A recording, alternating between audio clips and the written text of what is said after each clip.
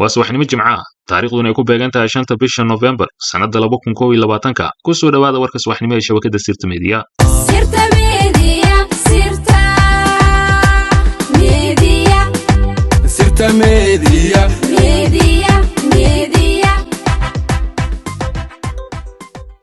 sida caadada ah shabakada Sirta Media ayaa idin soo gudbinaysa xog hoose oo sir ah oo inoo soo diray qoraaga ugu shacbiyada badan baraha bulshada ee Seraar Cade haddaba ka bogta xogta oo dhameystiran maxaa ka socda gobolka Shabeellaha Hoose gaar ahaan degmada Baraawe madaxweynaha dowlad goboleedka Koonfur Galbeed Cabdicasiis Maxamed Xasan Laftagareen muxuu kula dirirsan yahay beesha Habiye ee degtay dowlad goboleedka Koonfur Galbeed muxuu madaxweyne Laftagareen ugu diidan yahay xuquuqda ay beesha Habiye ku leedahay dowlad goboleedka Koonfur Galbeed waa maxay ujeedooyinka qarsoon ee uu ka leeyahay madaxweyne Cabdicasiis Laftagareen colaadinta aan qarsooneyn muddada dheerna soo socotay ee uu u soo dhigtay kulana dhaqmayo beesha Habiye maxaa xal ah haddii beesha Habiye ee qaybta ka ah dowlad goboleedka Koonfur Galbeed ay weyso xuquuqdeeda dastuuriga ah oo ay ku leedahay dowlad goboleedka Koonfur Galbeed kadib qoraal Seraar Cade ayaa warbixintiisa si rasmi ah ugu bilaabay waxaan qormadeedu uga hadlayaa dhacdooyinkii ugu dambeeyay ka dhacay dowlad goboleedka Koonfur Galbeed gaar ahaan gobolka Shabeellaha Hoose waxaan si gaar ah u sharaxi doonaa shaqooyinkii ka dhacay degmada Baraawe iyo waxa sababay in hubka la isku qaato degmada Baraawe ay ka dhacaan dagaalo sababay dhimasho iyo dhaawac mudanayaal iyo marwooyin markii la dhisay dowlad goboleedka Koonfur Galbeed waxa ceyrinka lagu qaybsaday jagooyinka waaweyn ee dowlad goboleedka Koonfur Galbeed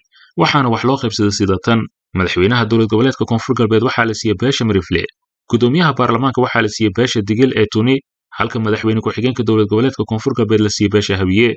sidaasi darteed marnaba laguma dhaqmin heshiiskii la wada qortay oo waxa wax walba caqabad ku noqday madaxweynayaasha dowlad goboleedka Koonfur Galbeed ee waqtiyadaasi kala duwan xilalka isaga dambeeyay madaxweynihii dowlad goboleedka Koonfur Galbeed ee ugu horeeyay ee yeelatay waxa uu ahaa mudane Shariif Xasan Sheekh Aadan oo dadka badankii u garan og yihiin Shariif Sakiin isaga ayaa bilaabay inuu san tixgelin basiinin beesha Habiye isla markaana uu kor u hayay xilka madaxweyne ku xigeenka dowlad goboleedka Koonfur Galbeed kaasoo ay lahayd beesha Habiye shirar badan oo ay beesha Habiye la galeen madaxweynihii dowlad goboleedka Koonfur Galbeed ee waqtigaasi hogaaminayay Shariif Xasan Sheekh Aadan wax guul ah lagama gaarin wadahadaladii ay la yeesheen madaxweyne Shariif Xasan Sheekh Aadan mar walba waxa uu Shariif Xasan adeegsanayay awood aan sharciga dowlad goboleedka Koonfur Galbeed waafaqsaneen oo ku dhisnay cunsuriyad naceeb u qabo beesha Habiye iyo iska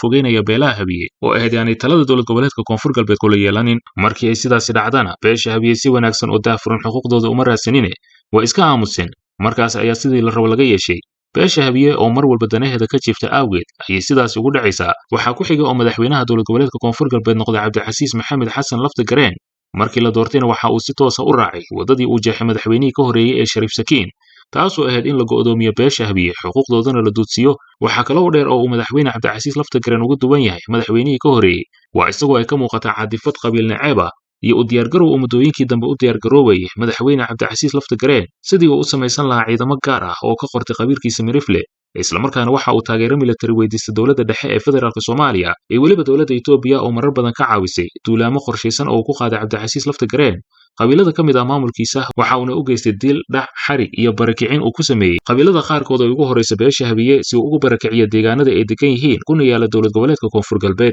waxaan si daafuran oo faahfaahsan idinkugu soo gudbinayaa ujeedooyinka aan qarsooneyn muddada fogna socon doona ee uu ka leeyahay golaha deegaanka degmada Baraawe iyo dhammaan ujeedooyinka guracan ee u qorsheysan ninka qabyaalada iyo nin jecleysiga ka macaasha oo aan qarsan habdhaqanka ku dhisan qabyaalada qaraawakiilnimada ee uu ka soo minguuriya Laftagareen abtiyaashiisa Mariixan gaar ahaan madaxweynihii hore keligii taliyaha arxanka daran Maxamed Cabdullaahi Farmaajo oo wiilku abtiga u yahay Cabdicasiis Laftagareen ku garabsiinaya oo uu ku garabsiinaya dulmiga ilhaanada iyo joorfalka uu mar walba ku caadaystay in uu kula dhaqmo qabiilada wax ka dhisa dowlad goboleedka Koonfur Galbeed oo ay ugu horeysa beesha Habiye haddaba maxaad kala socotaa qorshaha qarsoon iyo kan muuqda ee uu madaxweyne Cabdicasiis Laftagareen ka leeyahay dhismaha golaha deegaanka ee aan loo marin wadada sharciga ah ee uu sifada xoog ah ku dhaqan gelinayo golaha deegaanka degmada Baraawe waxa soo qaybiyay isagoo aan cidna kala tashan madaxweynaha dowlad goboleedka Koonfur Galbeed Cabdicasiis Xasan Laftagareen wuxuuna u qaybiyay isagoo oo habadiisa raacaya sida tan soo socota beesha Tuni waxa uu siiyay 16 xubnood gabilcadka ama reer Baraawe waxa uu siiyay 5 xubnood beesha Abgaal waxa la siiyay 1 xubin beesha Habargidir waxa la siiyay 1 xubin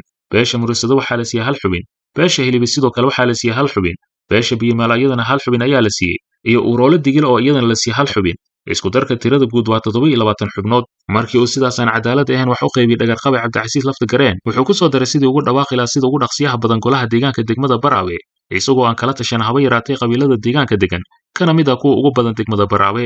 dhagar qabi Cabdicasiis Laftagareen waxa ugu horeenba uu sameeyay doorasho beenaad oo ku qabtay degmada Baraawe isagoo meel qarsoodi ah isugu geeyay dad gaar ah oo uu diyaarado ugu keensaday gobolada Baay iyo Boqol markuu sidaas sameynayna dadka degan degmada Baraawe uguna badan cid la socotay oo ogeed ma jirin waqti dambe ayay ku soo baraarugeen bulshada degta degmada Baraawe doorasho qarsoodi ah oo ka socotay hotel ku yaala degmada Baraawe wuxuu ugu jeeday dhaqankaasi foosho xun dhagarqabe Cabdicasiis Laftagareen inuu ku soo saaray dad deegaankan u dhalan oo ay qaraabo hoose yihiin si uu ugu fushado danihiisa gaarka markii sidaas ay dhacdana waxaa duulaan ku soo qaaday shacabka la boobay ee reer Baraawe maleeshiya beeleed uu diyaarado ugu keenay degmada Baydhabo dhagarqabe Cabdicasiis Maxamed Xasan Laftagareen duulaankaasi qaawana waxa uu dhacay taariikhda markay ahayd 10 bishii 10 2021 kana dhacay degmada Baraawe waxaana weerarkaas arxan darada ah ku dhintay nin mas'uul ah aadna looga yaqaanay degmada Baraawe magaciisana la oran jiray Cabdi Kadaawe qabiil ahaan ka soo jeeda beesha Habiye gaar ahaan Habargidil markii duulaankaas ay ku dileen ninka mas'uulka ah maleeshiyada dhagarqabe Cabdicasiis Laftagareen ayaa la iska difaacay kooxdii soo duushay waxaana sidaasi ku joogsaday doorasho beenaadkii uu soo abaabulay dhagarqabe Cabdicasiis Maxamed Laftagareen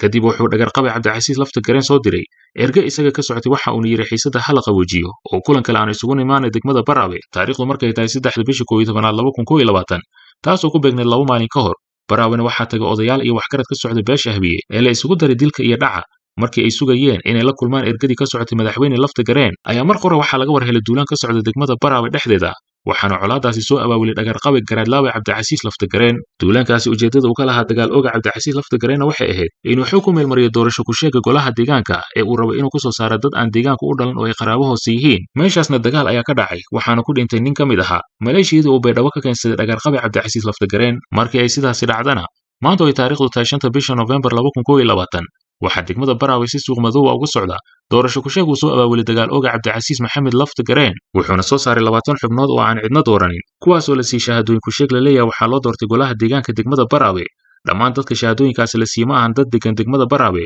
waa shakhsiyaad uu rabo dagaal ooga Cabdicasiis Laftagareen inuu ku dhaco reer Baraawe hadaba maxay tahay ujeedada fog iyo tandhowba oo uu ka leeyahay boobka uu ku boobay Laftagareen kuraasta golaha deegaanka degmada Baraawe maxaase ka qarsoon oo aadan ogeyn ilo xog ogaal ah oo aan ka helnay dad aad ugu dhow hay'adda CRD taasoo maalgelinaysa dhaqaalaha ku baxaya golaha deegaanka degmada Baraawe ayaa inuu xaqiijiyay in ujeedada fog ee uu ka leeyahay dagaal ooga Cabdicasiis Laftagareen inay tahay inuu dhaco oo uu jaabka gashado dhaqaalaha ay bixinaysa hay'adda CRD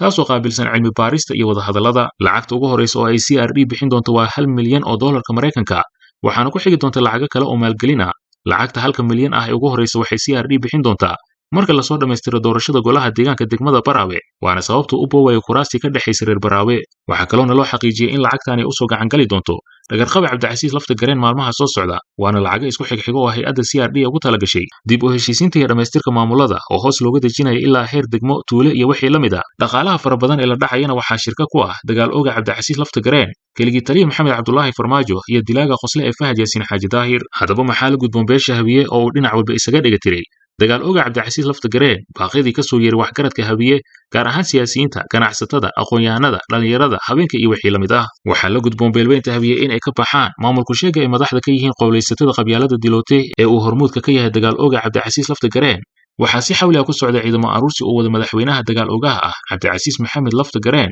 ujeedada ka dambaysa ciidamada u diyaarsaday Garaadlaawe Laftagareen waa inuu ku qabsado isla markaana ku barakiciyo beesha Habiye dagaal ooga Laftagareen waxa uu si buuxda ugu diyaarsan yahay inuu soo qaado duulaan ugu magac daray dib u xoreynta deegaanada xoog looga haysta Digil iyo Mirifle waa sidoo hadalku u dhigay dhawaana waxaa bilaaban doona gulufkaasi colaadeed oo abaabulan waxaana ka wada qayb qaadanaya ciidamo ay wada diyaariyeen keligii taliye Farmaajo dilaaga sare ee Fahad Yaasiin Xaaji Daahir iyo dagaal ooga Cabdicasiis Laftagareen ujeedadana waa in xoog lagula wareego laguna qaato hantida beesha Habiye oo ay ka mid yihiin beeraha dhismayaasha ay maalgashadeen hantileeda Habiye ee degan dowlad goboleedka Koonfur Galbeed hadafka ugu dambeeyay ee laga leeyahay waa in laga soo raro lagana soo barakiciyo deegaanada ay beesha Habiye degan yihiin isla markaana ay maalgashadeen muddada boqolaalka sano ku dhow